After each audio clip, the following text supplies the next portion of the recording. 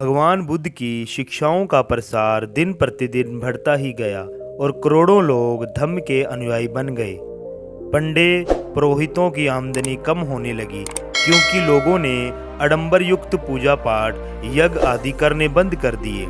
इसलिए अन्य संप्रदायों के अनुयायी भगवान बुद्ध का महत्व जनता की नज़रों में कम करने के लिए षड्यंत्र करने लगे। उन लोगों ने सोचा कि पद, यश और पैसे का आरोप तो लग ही नहीं सकता, क्योंकि भगवान स्वयं राजपाट त्याग कर आए हैं। इसलिए चिंचा नाम की एक सुंदरी ब्राह्मणी परिवर्चा को तैयार किया गया कि ऐसी अफवाह फैलाए जिससे भगवान बुद्ध की लोकप्रियता कम हो। चिंचा मणविका रूपवती युवती थी। योजना के मुताबिक चिंचा रोज शाम जब लोग धम्म कथा सुनकर जैतवान के समूह में निकलते, वह सज सवरकर जैतवान की ओर चली जाती और जैतवान के समीप तीर्थक्राम में रात बिताकर सुबह शहर की ओर लौटती। लोगों के मन में शंका उत्पन्न हो इस तरह वह व्यवहार करती।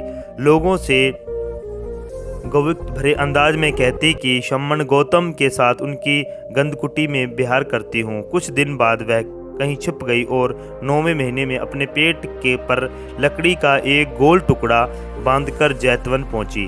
भगवान बुद्ध उपदेश दे रहे थे, तभी वहां शीतल वेदना चिंचा आ गई और सबके सामने भगवान बुद्ध से कहा कि अपने होने वाले बच्चे के बारे में सोचो और आपने किसी शिष्य से कहकर उसके पालन पोषण की व्यवस्था करवा दो।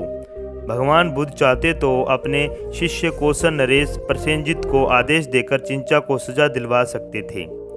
वह झूठ बोल रही है, लेकिन भगवान बुद्ध ने मुस्कुराकर बड़ी करुणा भरे शब्दों में कहा, बहन, तूने जो कहा है उसके सत्य का ज्ञान केवल मुझे है और तुझे है। षड्यंत्रियों ने ऐसी प्रतिक्रिया की कल्पना नहीं की होगी। उसने सोचा होगा कि चिंचा का आरोप सुनकर भगवान बुद्ध नाराज होकर कुछ बोलेंगे, फिर चिंचा गाली गलौज शुरू करेगी। इस तरह विवाद बढ़ जाएगा। लेकिन भगवान बुद्ध की संयत व करुणा भरी प्रतिक्रिया सुनकर चिंचा घबरा गई और खांसने लगी।